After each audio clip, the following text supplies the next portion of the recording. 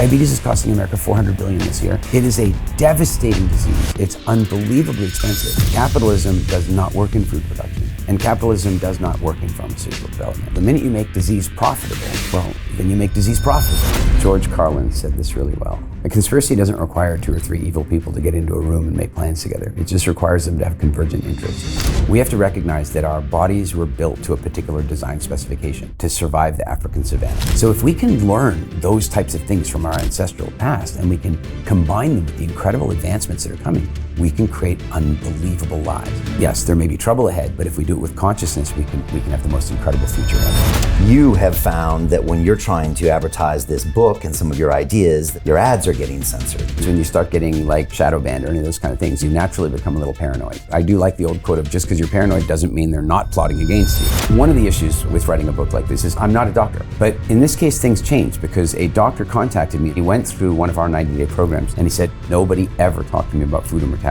Never happened.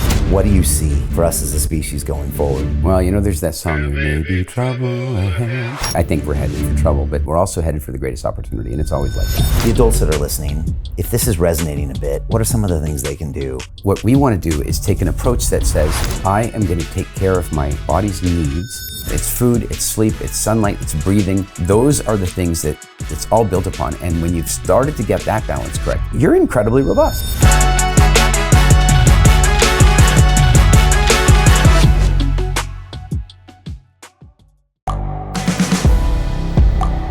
The world is changing. Inspiration is everywhere. It has never been so easy to connect, share, and bring people together. We're learning from others and finding the best in ourselves. Challenging our beliefs. Sharing our vulnerability. Overcoming our fears. Transforming ourselves so we can transform the world. How far can we go? This is London Real. I am Brian Rose. My guest today is...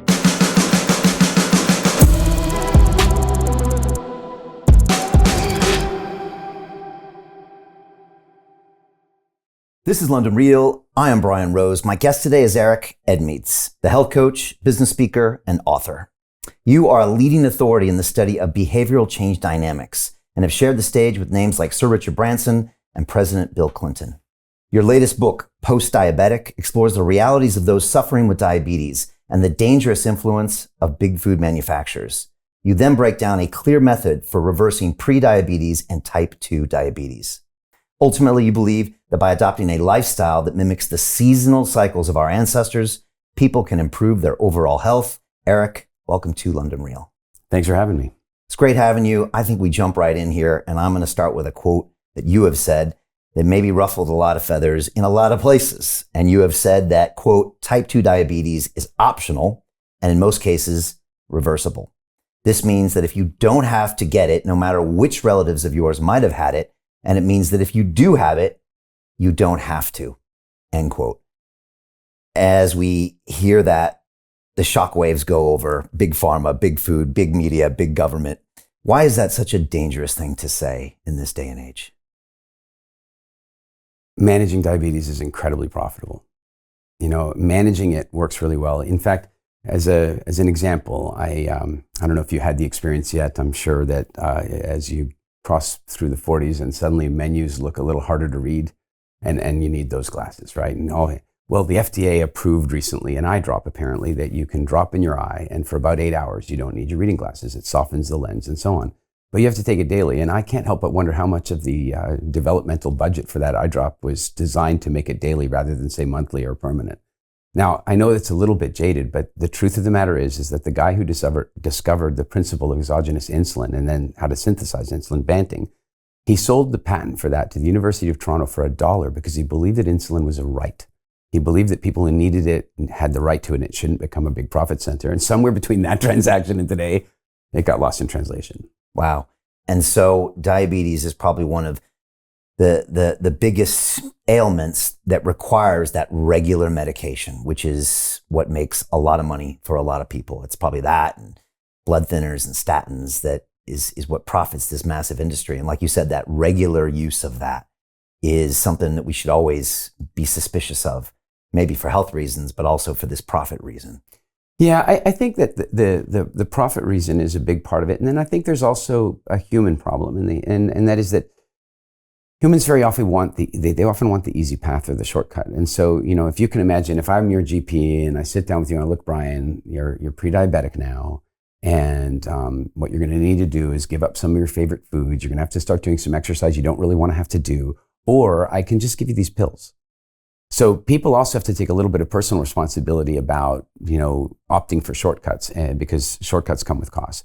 So on the one side, you've got this obviously, capitalistic drive toward profitability from pharma, which is that, chronic diseases are profitable. And on the other side, you have consumers that want shortcuts. Right. And the stats are pretty shocking. I mean, you said that over 100,000 Americans die each year from diabetes complications. 7 out of 10 people in America are on the diabetic spectrum, and a lot of them don't even know that. Yeah. And that's growing. Yeah. It's growing rapidly. I mean, in the 1970s, which you and I remember, you needed to be over 40 years old to get type 2 diabetes, basically. I mean, it was even at that point called adult onset diabetes because with the state of the food industry and life in general at that time, it took 30 or 40 years to manifest the condition. Now, I mean, the way the food industry is today and the way life is today, you have teenagers that are pre-diabetic. It's happening much more quickly, much more widespread. And that's devastating for a number of reasons. One of them is that diabetes is a damaging disease. In other words, the condition itself isn't really the problem. It's what the condition does to you over time. It causes circulatory problems and other things. So, you're eventually going to lose your eyesight, for example. Well, if you get it in your 40s, it might take another 20 years to damage your eyes sufficiently to lose your eyesight. But if you get it when you're 15, all that damage is going to be happening much more quickly. And I remember reading this thing recently about that we're now birthing a generation of children that will have life expectancies not simply shorter than their parents, but literally shorter than their parents. That there are children on the whole now that won't outlive their parents because of the way things are today with the explosion of diabetes and obesity. That's crazy because I'll have people in here like Peter Diamandis and David Sinclair, who are longevity experts, who are now telling me that kids born today are going to live to 120 and 140, except for the fact of what we're feeding them. Yep. And that could be actually taking it back down towards zero. That's right. The potential is for that incredible longevity. There's no question about that. The reality is that with the food industry being the way it is today, and with the education and food regulation being the way it is today, we're seeing a drop. In fact, life expectancy, I think in the US has now just downticked 2 years in a row or something like that. Like it shouldn't be doing that. There's no reason for it to be doing that, but it is happening. Somebody posted a video on Twitter the other day, and it was somebody who had stuck a camera on a tripod, I think in New York City in the 50s. And you don't see many of these things where it was like this kind of non-intentionally made video. And it just showed people walking by. And all the comments were fascinating. It's like, wow, nobody's overweight. It was just really interesting. Yeah. And if you were doing a casting call to reshoot that scene, it wouldn't be so easy to get the cast lined up. No, and it's just like, so then you then ask these questions that you're asking a lot, like what was different back then? You know, it's not like everybody was going to the gym. It's not like everybody, was doing intermittent fasting. So then, well, what are the other culprits? It was probably what was on the shelves of the supermarket at the end of the day, right? And so what has changed, and what are the big red flags that people need to be aware of? And I love the fact you also link it back to personal responsibility, because just pointing the finger at big food and big pharma isn't the solution either. One of our big messages, and this is very, very important for anybody who's carrying extra weight, particularly if they've gone out into the, say, obese range or they developed type 2 diabetes, the first message we have for them is actually the opposite of that. It's to say it's not your fault. It isn't your fault because you're living in an environment with education, food regulation, and food production around you that basically makes it very difficult to maintain a healthy lifestyle. So it's not their fault, but it is their responsibility. Nobody else will take the kind of responsibility for their health that they need to. So once we say, hey, look, this has been done to you, but now you need to do something about it. And that's our job, is to help them figure out how to do that. So in order to understand the nature of the problem, one of the things we want to figure out is what caused it. If you can't solve it if you don't know what caused it. And that's difficult. I mean, what humans very often want to do is find the one thing. Yeah. Oh, it's this. It's sugar It's caused. high fructose corn It's syrup. high fructose corn. That's got to be the problem. But I would suggest to you that as the Romans knew about diabetes, and they did because what they would do is line up soldiers in a line and have them pee on the ground, and then they'd know which soldier peed in each spot. And then from the ants' behavior, they could tell which of the soldiers had too much sugar in their urine. In other words, this is not high fructose corn syrup's fault. High fructose corn syrup has certainly done some serious damage, but it's a cumulative effect of many changes. And I would say that the beginning of the problem was when we made changes to our food production and supply substantial enough to remove seasonality. Humans evolved, basically starvation was the number one threat to humans for most of our history. And so we had to evolve behaviors, but also metabolisms that would allow us to survive the seasonal fluctuations that Mother Nature foisted upon us. She wasn't very nice. I mean, one day she'd come along and go, "Hey, Brian, look, all the berries are on the tree and there's lots of fruit, vegetables. And you know what? There's even some honey for you." And that would last for a couple of weeks. And then she'd come along and go, "No more food for you. Drought. In fact, water's going to be difficult." And that would last for some time. And then suddenly she'd go, "Okay, you can have water again. And with the water, plants are going to come back and the hunting's going to get good." And we would run through these cycles. And we didn't have to use willpower to do that. They happened to us, but we did have to survive them. So one interesting way to look at this is bears, right? We all know that bears fatten up for the winter. How do they do that? Do they have an app? Did Apple produce a app for them? Oh, look, it's time. No. Berries and other carbohydrate foods became very prolific and common during that season. They ate them in abundance. And as they ate them, it stimulated their craving to eat more. In other words, the more sugar they ate, the more sugar they wanted. It slowed their metabolism down. It started putting their metabolism into, say, hibernation, preparing them for real hibernation. And then they went into winter. What do you think would happen to that bear if we left them in that season? If we just left them in fall? Obesity and diabetes. Got it. So I think that's where it begins. And it started a long time ago, but then it hit this massive acceleration, from 1940 to 1980 and from 1980 today. Matter of fact, I believe that at the turn of in 1800, the average American was eating about 4 pounds of sugar a year. By 1900, it was 40 pounds of sugar. That's already a pretty big jump. But today it's about 154 pounds of sugar. So sugar is clearly part of the problem. And then you've got high fructose corn syrup. Then you have seed oils, the sudden vegetable oils that have barely anything to do with vegetables. And all of these cumulative things and additives and preservatives, they're all contributing. But at the end of the day, we now have metabolic imbalance and it's dangerous. Wow. And the education, there is no education when it comes to food. I mean, you pretty much, it's... Well, there's education, but it's confusion. Right. I mean, the pyramid and all this. And again, you've got a lot of the agencies that we've now seen from some of what happened during the pandemic that are really in bed or sometimes the same people as... Self-regulated. Right. Self-regulated. Food industry self-regulated, pharma self-regulated. The food pyramid's interesting. So you will remember probably the 4 food groups that we grew up with in North America. The 4 food groups were stimulated. Guess what they are. Like vegetables and fruits and grains, meats, and then, I don't know. Meats and then dairy products, Yeah, I think. okay. And the idea there is, it's actually a neat metaphor. You remember the game Risk? Yeah. So you have your little color pieces and you're trying to take over the planet. Great game. The food industry they play the same game, only their board is the plate. And so you've got the meat people trying to get their share of the plate, and then you got the carb people trying to get their share. And the only way they can increase their share, there's only 2 ways they can do it. The one is to get people to believe that their food is better, right, or that the other food is worse, right? So anti-marketing. So you've got all these little lobbyists that are marketing to build up the value of their food, and at the same time, they're anti-marketing their competitors. So they're always trying to win each other's share. And the best example of this, and this has been discussed on, it sounds conspiratorial, but it's very common knowledge at this point. But the sugar industry figured out that sugar consumption was correlative and possibly causal for heart disease in the 1940s and 50s. And so they realized that was bad for business. And so they hired a couple of Harvard researchers, paid them about $50K in today's money, and said, "Could you frame fat for this?" And they published an article, and they published a study that said fat is the problem and we need to move. And that got published in one of the journals that didn't require disclosure of funding. And so it became lore. And we all, and no kidding, I think the guy's name was Andrew Haas. I don't know why the name sticks in my head. And he was like the chairman of the Beet Growers Association or something. And in roughly 1954, he's giving a speech. And he says in the speech, he goes, "Some interesting news has happened today. it turns out that fat is the culprit that's causing this horrible and prolific expansion of heart disease. And so as the American people turn away from fat, if we can claim half of the fat calories and maintain our current 20%, we're in for a boon of profitability. I mean, he said this. But what he didn't say to everybody that day was that he paid for the research. Got it. Wow. And that was early. This is 50s? Oh, yeah. 60s? It's been going on a long time. And so my mom had us drink non-fat milk when I grew up in the 70s. Yeah. It was skim milk. And that, I'm sure, was a result of what that study was. Yeah. Because fat was bad. And then we heard about the eggs and then the cholesterol and all that. And then, of course, that morphed into the low-fat industry that was really the high-sugar industry. Yeah.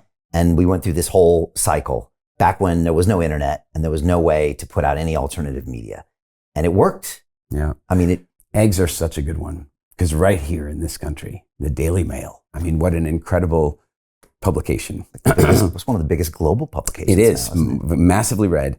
2 articles, some time apart from each other. One of them says, eggs are prohibitive. Their eggs are, help to fight against the development of diabetes. Another one, headline says, the consumption of eggs tied to increased risk of diabetes. And as I believe that not to be true, I thought, what I'll do is I'll do something most people don't really get to. And that is, instead of just getting my education from the headline, I'll actually read the story. So in reading the story, I found the study that they talked about. And then I went a step way further than most people. I decided to read the study. And so now I'm reading the actual study. And the study was 2,000 people. And it went on to say that a strange thing was observed. And that was that for some people, they had a slight uptick of blood sugar in the study, but only women. And that was really puzzling to me because men and women have some differences. There's no question about that, but not that different that you would produce, your metabolism would run that differently. I'm curious. So I keep reading. Now, wait, before I get to keep reading, you have to understand it said a slight uptick in blood sugar. So from there, the Daily Mail goes to increases risk of diabetes. That's already a pretty big logic jump, right? That's clickbait. There's something not right there. But then you read the disclosures of the study. And in the disclosures of the study, it says right there, the women in this study largely did not enjoy the consumption of eggs in boiled, poached, fried, or scrambled form. And so they ate their eggs in the form of baked goods, including muffins. I'm not kidding you. So from women eat muffins causing increase of blood sugar, we go to eggs cause diabetes. That's insane. Yeah. And what does that teach us?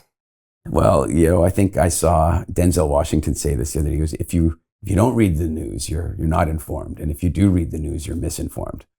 We have to be discerning. Yeah. Do you think we've all learned to be a bit more discerning in the past 4 years or not? That's a really interesting question. I would say that many people have, and that many other people have even become more locked into not doing that. One of the big things that happened over the last 4 years is that manipulative marketing campaigns and slogans were designed to shame people for thinking for themselves. So, you suddenly had this thing of people chastising you for doing the research. Well, pre 4 years ago, if you were going to go buy a car, you would go do the research and see if that was a good car to buy. Especially if it was a second-hand car, you'd go buy the Lemonade guidebook and you would do the research. But suddenly, starting in the last 4 years, for who knows what reason, in order to do research, apparently you needed to be a PhD. And so the minute you wrote, well, I've been doing some research about this thing, oh, you did your research. And so it sort of shamed the idea of thinking for yourself. And I think that's a dangerous thing. Yeah. It's, and then again, a lot of the slogans and some of this you can now trace back to be this kind of psychological warfare and really getting you on a team or off a team. And I think some people are aware of it and others aren't. And now everyone's getting better at it. Yeah. You have found that when you're trying to advertise this book and some of your ideas, that those are now your ads are getting censored. Yeah. And I thought that was really interesting. Obviously, we've gone through some censoring over the years and we know what it's like. I must say, until it happens to you, you always think it's the weirdo that it happens to. That's what I thought all my life. It's like the weirdos get censored. And then when it happens to you, you're like, wow, you really have to rethink what's going on here. Or what a weirdo is. Yeah, or what a weirdo is. Yeah, well, maybe I like weirdos. What was your experience and what do you think is happening? It's hard to say. One thing that happens when you start getting blocked or have ad accounts shut down or shadow banned or any of those kind of things is you naturally become a little paranoid. And that doesn't mean you're right about everything, but I do like the old quote of just because you're paranoid doesn't mean they're not plotting against you. Yeah. So, one of the issues with writing a book like this is I'm not a doctor. And for years, I had people asking me to write books about the work that we've been doing. And I chose not to do it because I knew that I would face that attack. But in this case, things changed because a doctor contacted me and said, it's actually a fascinating story. He called me on a Zoom call and he said, listen, 5 months ago, I was in 2 car accidents in a week. So basically what happened was he was 40 pounds overweight, type 2 diabetic, hypertensive, and on 10 prescription medications. And he's a doctor running 3 medical clinics in Southern California. He was an assistant professor of medicine at UCLA and a medical internist for many years. And on his way to his clinic, twice in 1 week, he stopped off at Starbucks to get himself some energy because he was so out of energy and still fell asleep behind the wheel of his car twice in a week. Luckily, nobody was hurt in either accident, not badly, but he was hurt from a conscience perspective. He went home after this accident and thought, how can I be a doctor? I can't even heal myself. How can I do that? And he went online and somehow he found one of my master classes and he went through one of our 90-day programs that this book is kind of written, inspired by. And then he got on the call with me and he goes, I've lost 40 pounds. I am no longer type 2 diabetic. I am no longer hypertensive and I'm off 9 of my 10 prescription medications. It took him a few more months to get off the 10th one. And he said, we need to get this message to the world because I can tell you something right now. I went to medical school for a number of years, many years, and nobody ever talked to me about food and metabolism. Never happened. And as a medical internist working at the hospital, every Tuesday or whatever day it was a drug day. It was the pharmaceutical companies came and they told us how to look for symptoms in order to prescribe their medication. And we never once had a food day. We never had a metabolism day. And so we need to get this book out into the world. That said, I'm still getting attacked by people saying I have no right to write the book because I'm not a doctor. My co-author is a doctor. The foreword is written by one of the most well-recognized doctors on the planet. So I think the other side of it is that some of the places that we might want to advertise, well, they sell advertising revenue to companies that sell drugs that people will stop buying when they're not diabetic anymore. And so it feels as though maybe that's part of the driving force as well. But then, as I said, you start to feel paranoid. We shipped a bunch of books into a country. I'm not naming the country because I'm not getting in more trouble than I am. They seized the books. They seized them and they said, you're not getting them back. And I don't know what, again, maybe it was something else. Who knows why they seized them? But you start feeling a little like the weirdo. Yeah. So I've been here. All right. So April 6, 2020, we had the second largest YouTube live stream in the world. And 30 minutes later, the video got banned. And then I started a big public fight with YouTube that ultimately led to our deplatforming. We had been a partner. I'd been down to the headquarters. We had made millions of dollars. And they said, you can't talk about masks and distancing and vaccines, et cetera. So I believe in freedom of speech, so I didn't care anyways, and we just did our own thing. But I was at the time trying to figure out, why would YouTube care about this? And then someone said, oh, they own 3% of this company, and never added up to me. And now 3 or 4 years later, I have people like Mike Benz and people who have spent their careers studying this, and they say, Brian, it's just much bigger. It's not just a media company. It's really a government that is also there to protect all of the big global companies. And they do it as a matter of interests. And it's just bigger.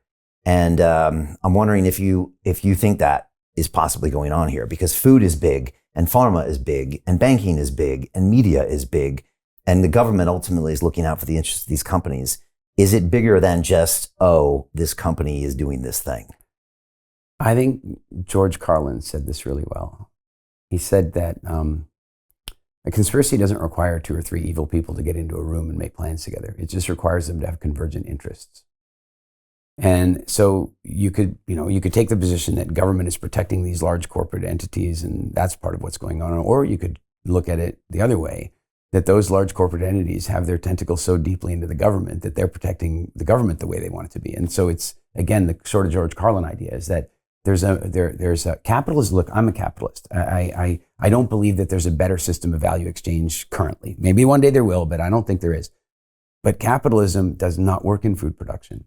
And capitalism does not work in pharmaceutical development. The minute you make, for example, disease profitable, well, then you make disease profitable. And And so reversing diabetes, like quite literally, think about this. I mean, diabetes is going to cost America $400 billion this year. $400 billion. And one thing I really like to do for people, because I don't think people really appreciate what billion means. Like you often see in the press, they talk about millionaires and billionaires. And I think they don't realize that a homeless person has more in common with a millionaire than a millionaire does with a billionaire. To spend $1 million is to spend $83,333.33 a month for a year. It's gone. A billionaire would have to spend at that same rate for 1,000 years. It's a lot of money. Diabetes is costing America $400 billion this year. The defense budget, now, I should have checked this before I came on, but I believe the defense budget's only about $800 billion comparatively. It is a devastating disease. It's unbelievably expensive. And it's expensive because it's profitable. The minute you take somebody and run them through an 8 or 9 week program where they don't have to be, where they can be post-diabetic, they can reverse the condition, immediately that's a loss of revenue. Now, I'm not saying there's any one evil person at a pharmaceutical company that's thinking about that, but the machine is. You said capitalism breaks down on those two pieces. Is it also because there is government food subsidies for things that shouldn't even be produced? Is it also true that vaccines have no liability to them? Is that what makes them also not part of this capitalistic system? At the most basic level, at the very most basic level, let's go back to the eye drop example. Imagine you and I are both scientists working for some pharmaceutical company, and I walk in and I go, guys, I figured out reading glasses. I have an eye drop. You take it once and your eye is done and it's clean and it's over. And we're like, holy cow, that's amazing. What's the market potential? Oh, we've done some market testing and people are willing to pay up to $3,800 for the single drop because they don't want to wear glasses anymore. That's amazing. Then you go in and you make your presentation and you've developed a daily. And it's like, it's a daily and they have to take it every day and they have to take it for the rest of your life. Which of those two products is going to get its funding? I'm sorry, but the subscription-based medicine is going to get that funding. It's just, that's the way that's going to be. And I think that's the beginning of it. Then you build it up from there. Like the idea that pharmaceutical companies can escape liability. I understand the principle. I understand the idea is that, well, look, if you're trying to develop some population saving thing, then we have to take the risk away from you. But at the end of the day, the risk is there. Somebody needs to bear that risk, and it shouldn't be the people. And it definitely shouldn't be the people if they've been commanded to take it. Right. Yeah, we can go down that way as well. We can go down that rabbit hole a bit. And I agree with you on the conspiracy. It doesn't have to be a bunch of people in a room. It just has to be, oh, wow, this message is going to get people to stop doing this behavior, which is going to hurt our sales, which means I'm going to call up my government guy and say, I'm not contributing to your campaign this year if you allow this to happen, because we like business as usual. And you've even talked about someone like the ADA, you said seems more interested in getting millions, from big food and pharma than it actually is from helping these people. And ultimately, if you help them, the organization can disappear sometimes. Yeah. So like the problem with government organizations is by definition, they need to survive. And that means they need sick people as well. And we saw with COVID, a lot of crazy conflicts of interest that I never knew were possible between the CDC and people owning patents and people with financial interests in all of these places. And I just assumed there was a wall or a Chinese wall or a version of a wall, but it doesn't seem to exist in a lot of these places. No. In a previous book that I wrote before the post-diabetic book, it's called The Evolution Gap. And in The Evolution Gap, I put forward a theory. And the theory is that our biological evolution, of course, is very slow, and our capacity for innovation is very fast. And so we have steadily changed the environment that we live in much more quickly than our genetics could keep up. And so in the middle of this, there's this gap, and that gap is where most of our pain and suffering is. And I would say that even some of the things we're discussing now are there, because you see, for the vast majority of our history, we were living in nature, dealing with threats of the environment, threats of wild animals, threats of other tribes. We lived in fear a lot. And all you really need to do to control a population is frighten them enough. If you frighten them enough, they will surrender their freedom for security. And we've seen a lot of that. And a lot of advertising works that way. Like, here's a funny thing. We are, I would argue, living in, I would say demonstrably, the very best times in the history of Earth to be alive. I mean, did your great-grandparents have a hot and cold running shower? Yeah. Did they have a toilet inside the house? Like, we live in the very best times. You walk down the street, you're not likely to get mugged, you're likely to be alive tomorrow, and you know damn well you're going to eat and you're going to sleep safely. That's new. That's a very new thing. We live in today, the average girl gets 11 years of education for every 12 that a boy gets. It's almost a parity. And in secondary education, they get better. Right. Like in every way, life has become better. Less people are in poverty today than ever before. But most people don't know this. And that's because the press understands that in order to move people, you have to frighten them. And so we're constantly being told how terrible life on earth is. And the truth of the matter is, we are living in the best times ever to have been alive. Yeah. And yet now we have these massive problems. Yeah. What is the solution? What do we do here? What can people do? And can you fight against these big entities? You know, I've been at this for a very long time, and I've looked at it from different areas. Let's say you want to make a change at the public health in a given country. You have to look at the way that country is set up. You have to look at the way their healthcare is set up. So for example, in a country like the United States, where healthcare is not an automatic right of every person the way it is here with the NHS, then you recognize that probably the change you're going to need to make is going to need to be more consumer-led. It's going to need to be more consumer-led because the government doesn't benefit in the same way. Here, the government benefits directly if they're able to turn a disease like diabetes around. So in each country, you have to take a slightly different approach. You're still going to deal with all the lobbyists and all those other interests that we talked about. But looking at it from that perspective, I believe that the change has to come from both ends. We first have to work with consumers and get them to understand that type 2 diabetes is, first of all, much worse than most of them realize that it is. You see, look, if you go into the doctor's office and you've got the x-ray up there and they go, look, I'm really sorry, but we found a mass and this is bad. I mean, they drop that news on you like an anvil. Like, that's bad news. But if you walk in and you have type 2 diabetes, it's like, oh, I'm sorry, you're type 2 diabetic now. And so here's a pamphlet with some lifestyle recommendations that we make for you. And we can definitely manage the disease. And here's your metformin or whatever the solution is. What they don't tell you is that what this really means is that your body is no longer capable of processing sugar properly, and your blood is getting sticky. You're going to start retaining water. You're going to develop circulatory problems. You're going to feel tingling in your fingers eventually, and that's probably going to lead to the amputation of at least one of your limbs. You're going to lose your eyesight. And by the way, you've upticked the odds of you developing heart disease and cancer through the roof. I think if they told them that, the people would be a little more motivated to make a change. But instead, it's like, no, don't worry, we can manage it. So the first thing is people have to understand how bad it is. It's bad. It is not good. And the younger you are when you get it, the worse it is. Problem number one, or message number one. Message number two, it's not your fault. Don't be shamed about that. When somebody comes along and says, oh, if you just ate a little more and you just moved a little, if you just ate a little less and moved a little more, you wouldn't have this problem. No, it is not like that. That is a food industry. Look, the tobacco industry did something very, very smart in the 70s. They noticed, of course, product liability suits were on the way. They knew they were coming. And they knew they were coming and they had to prepare for them. And, there's only two ways that you can tamper with a jury. One is against the law and the other one is very expensive. The one that's against the law is to find out where the jury members live and bribe them, extort them, threaten them. Not really, that's frowned upon behavior. But the other way you can do it is you can deliver a message into society that is so prolific and so common that when you get your jury pool selection, those people already think a certain way. And so what did they do? They propagated the idea that lung cancer was a lifestyle disease.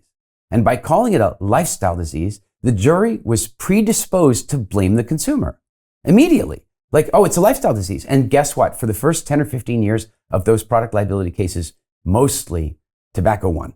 They defended themselves well and they won. And then in around about the 80s, that whole lifestyle disease thing stopped working. And then the tobacco company started losing in a major way. And then many of them started turning to investing in the food industry. And now diabetes and obesity are lifestyle diseases. Sure, they have to do with your lifestyle. But when your lifestyle has been educated, regulated, propagated by the food industry, the soft drink industry were the people that invented the idea that if you just did a little more exercise, you can have more calories. Oh, did they? Oh, yeah. It was a brilliant move. I mean, they were like, people don't want calories. They figured that out. People are afraid of calories. What can we do? We can, first of all, develop disastrous chemicals that can give us 0-calorie drinks. And secondly, what we can do is give people justification for having more calories. If you just go for a run, everything's going to be okay. And you quite literally have people going, well, I'm planning on having a Big Mac today, so I better go to the gym. Yeah, that's crazy. I mean, if you ever talk to an athlete, nobody thinks that way. No. I would never think that. In fact, the more you train, the less you want that nonsense, or the less you want to put it in your body. Yeah. Let's talk about beverages, because I know you don't want to point one thing, but if you had to point one thing, it would probably be high fructose beverages, because that's probably the single biggest damaging thing. Yeah. Because it probably onboards more calories that cause... Yeah, but I wouldn't start there. You wouldn't? Okay. Breakfast cereal. Okay. And the reason, by the way, is that breakfast cereal is the gateway drug. Most parents, are not letting their children get to the high fructose corn syrup stuff that young, but they're starting with breakfast cereal super young. And look, my first company here in the UK, we sold barcode scanning systems, inventory management, logistics management. So my clients were like Sainsbury's, JD Sports, Debenhams, and what have you. Okay. So I know a fair bit about that side of the business. And what I can tell you is that breakfast cereal companies literally pay grocery stores to put their cereal at kid height. They do that because they understand a very powerful marketing principle. It's called pester power. So you're a dad or you're a mom and you're walking through the grocery store with your 5-year-old and they've put the coolest Star Wars toy inside a box of sugar. And so the kid's like, oh man. And by the way, can you buy that Star Wars toy? No, that Star Wars toy is not anywhere to be found except in that box. And your kid has to have it. And so the kid's like, I gotta have it, Dad. I gotta have it, Dad. Well, next thing you know, you got that box of cereal in your house. And that was the gateway drug that's going to lead to the rest of it. That's going to, first of all, what's going to happen? Well, they're eating a nuclear flavored sugar. Like they're eating this unbelievable sweet food, which means suddenly fruits and veggies are just not going to taste very nice. Right. That's why they don't like it, because their taste buds have been so overwhelmed by garbage that stuff doesn't taste very good. And that means later when you say, well, here, would you like a glass of orange juice or would you like a glass of Sunny Delight? Well, I mean, orange juice tastes a little off compared to that unbelievable sugar. And so for me, it really starts with breakfast cereal. Okay. Wow. So we hit them early. It seems it's like, again, Trojan horse. It seems healthy. They advertise themselves as healthy, but massive amounts of sugar. Yeah. That gets them on the train. Yeah. And then what comes next? Beverages come soon. You have a great case study on Coca-Cola. Yeah. I mean, obviously all the beverages and they're hit with that stuff really young. Here's one thing I say to parents, because I get this a lot. You know, we parents are always asking me, what do I do with my kids? And I go, it depends on how old they are. There's a different approach at different ages. So the other day, I'm sitting with some friends of mine and they have a 4-year-old boy. He's such a great kid. And we're sitting in the restaurant and the father is drinking a Coke, which I'm like, I didn't know people still did that. I use it for cleaning stains out of the toilet. Like it's very good at that, but he's still drinking it. And then he does something that just blows me away. He says to his little boy, try this. And the little boy says, no, because 4-year-olds don't like new things very often. That's why if you didn't get them introduced to broccoli before they were 4, then at 4, they don't want to try it. Yeah. So they're stubborn at that point. And the little boy says, no. And he goes, no, come on, you're really going to like it. And no kidding, he convinced his little boy to drink the Coca-Cola. And of course, when the little boy drank the first sip of Coca-Cola, this hyper sweet flavor, the kid loved it. What I would say is, the longer you can wait before introducing your children to those things, the better. But you also shouldn't deny them those things. Because this is also a fascinating thing about child psychology, and I'm no child psychologist, so it's all theoretical, but my oldest is 25 and my youngest is 7, and we've got 2 in the middle. I have some breadth of experience, and I would say that children are rebels. In fact, all humans are actually rebels, as long as they're allowed to be. But it starts when you're about 1 year old, right? Like your parents are trying to feed you, and they've got the train's coming in, the plane's coming into the hangar, all the games you have to play to get the food into the kid's mouth. And then the kid goes, give me the spoon. They want to do it themselves. And then they promptly put the food in their ear. They don't know how to do it, but the way they learn to do it is by rebelling against you and developing the skills. It's their job to rebel against you. But the challenge is, when they get to about 9, 10, 11, 12, if you are still the thing they're rebelling against, then they're going to vape. And then they're going to eat junk food. So somewhere in that window, you have to figure out how to join their rebellion. And you cannot possibly join the rebellion by denying them those things. Okay. So you run into a bit of an irony. And one of the ways that I would suggest dealing with that is what I went through with my little girl quite recently. We went on this horseback trip through the jungles of the Dominican Republic, and she loves riding horses. We rode all day, and then that night we stopped. We had a bunch of friends with us, and it's a campfire. Well, if it's a campfire, I mean, Brian, there's got to be marshmallows, right? There's got to be marshmallows. Ugh. And I had already agreed that there were going to be marshmallows because all her friends were going to want them. And so what do? Do I say to her, no? No. If I say no, I am the thing to rebel against. So I say, yeah, you can have marshmallows. Just remember. And she goes, remember what? And I go, remember, they don't always make you feel very good. And she goes, okay, Daddy. She goes, how many do you think I can have? And I said, I think 1 would probably be okay. I think beyond that, not such a good thing. So I'm doing my thing and we're having a campfire and I'm not watching her every second. So it turns out she has 3. I don't know this. The reason I find out is that night at like 1 o'clock in the morning, she wakes up and she's ill and she vomits. Yeah, not a major thing, just a little vomit. And then she goes, Daddy, I'm feeling really sick. And I feel terrible. Oh my God, my love, I'm so sorry. I really thought one wouldn't hurt you because I didn't know she'd had 3. And she goes, Daddy, I didn't have only 1. I had 3. And that's why I got so sick. To this day, she won't touch marshmallows. It was not by restricting her from having them. It was about allowing her to experiment with them with consciousness. And it's very important that you give that consciousness in advance and not afterward.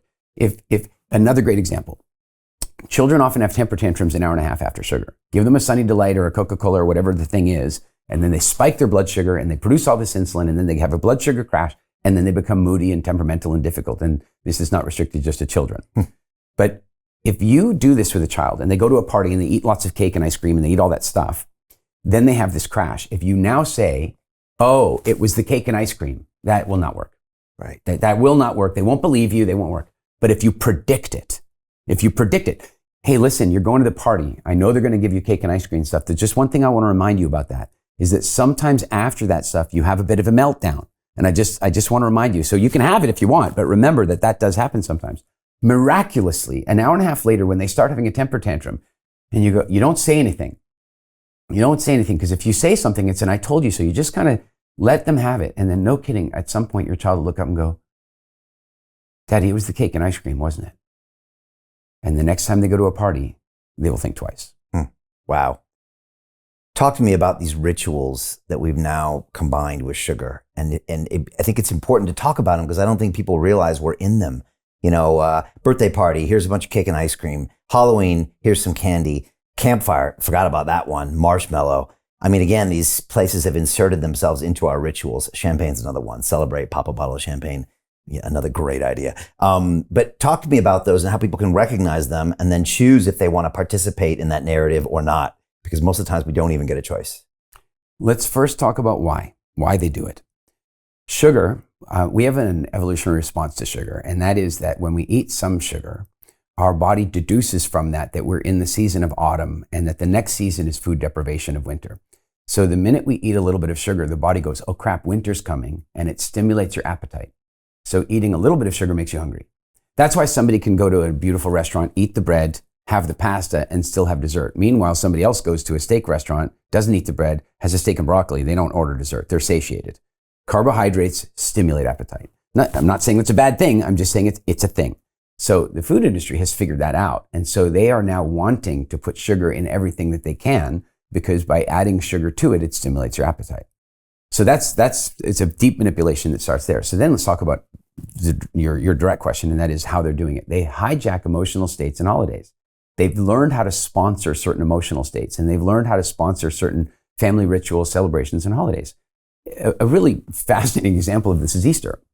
I went to an Anglican school, and so because we had an Anglican school, there was a lot of Bible study in that school. And so there's that one part with the whole crucifixion, and I've read it a few times because we had to for Bible study. And do you know what I never saw in that part of the Bible?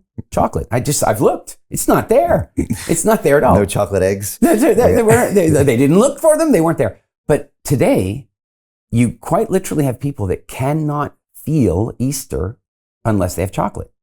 And so that's at a holiday level, but now there's an emotional level. What happened to us as children a lot of times is, you've seen it, right? Like the kid's running along, falls, skins their knee, looks up. If there's no parent, they just keep playing. But if a parent saw, particularly if it's mommy, they look up and they go, and the tears come, and because they know they can get love from that. But part of that relationship very often is, as a parent, you want to do anything you can to end that pain. And you know what's very good about that? Ice cream or chocolate chip cookies or chocolate or something. And so we distract children with those things. And what we don't realize in that moment is that we are doing something expedient that's giving us a short-term benefit in that moment. But the child is making a neural connection. They're making a connection that this chocolate chip cookie is equal to love and it's anesthetic in nature. It takes away my pain. And you wonder why now somebody's driving through, they go grocery shopping for the family in their 40s and they buy a box of chocolate chip cookies and scarf them down in the car on their way home because they know their kids shouldn't eat this stuff. So they do it in secret in the car. Why are they doing that? Because somebody gave them a cookie as a painkiller when they were a kid. Right. So if we can spot those relationships, we can begin to create freedom. This sounds like an impossible task.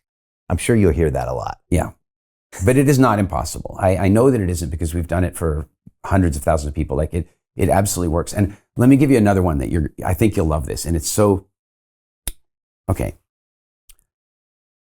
My little girl and I are walking through the forest in the Dominican Republic a couple months ago. We were rescuing snakes. We rescue snakes and take them into the wilderness sometimes. And as we're walking through the forest, we come to one section of the forest where there's wild cacao trees growing, and the cacao happens to be in season. Cacao is the fruit, of course, that we make chocolate from, but what most people don't. To continue watching the rest of the episode for free, visit our website londonreal.tv or click the link in the description below.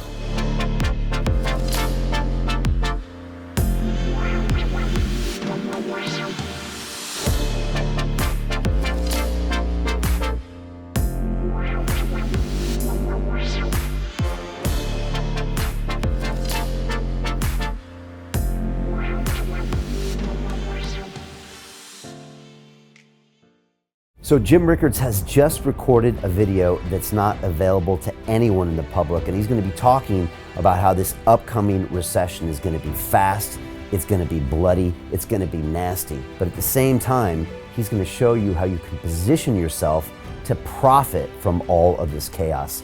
Now, we've made this video only available to our viewers. Go to londonreal.tv/Jim. Watch that immediately. I can't say enough good things about Jim Rickards. He understands the global economic system better than any guest I've ever had on London Real. His predictions are almost uncannily true, and you can learn how to profit from his vision, from his expertise, and his understanding of economics. So go to londonreal.tv/Jim or click the link below. It's an excellent, excellent look on what's going to happen in the future and how you can position yourself to profit from that. Jim is one of the best in the business, one of my favorite guests on London Real. And he's very, very good at predicting the future and showing us all to profit from it. So click the link, and I hope you enjoy. Hey, it's Brian Rose, founder of the DeFi Academy. I've told you my 4-week crypto bootcamp is amazing, but don't take my word for it. This is what my students are saying. The DeFi Academy was an amazing experience for me. It took me totally out of my comfort zone. In this course, I was challenged, I was held accountable, and pushed to do things that honestly weren't always easy. It's been phenomenal, and I can't believe we're already up on our 4 weeks. It has flown by. Going through this DeFi accelerator by far was one of the best courses I've taken. You do this course, you really get into the nitty-gritty of the activities that will make you comfortable with decentralized finance. Thank you so much to Brian and everyone at London Real and the DeFi Academy for even putting together an amazing course like this. Anybody else that wants to do it, please sign up. It is well worth the money.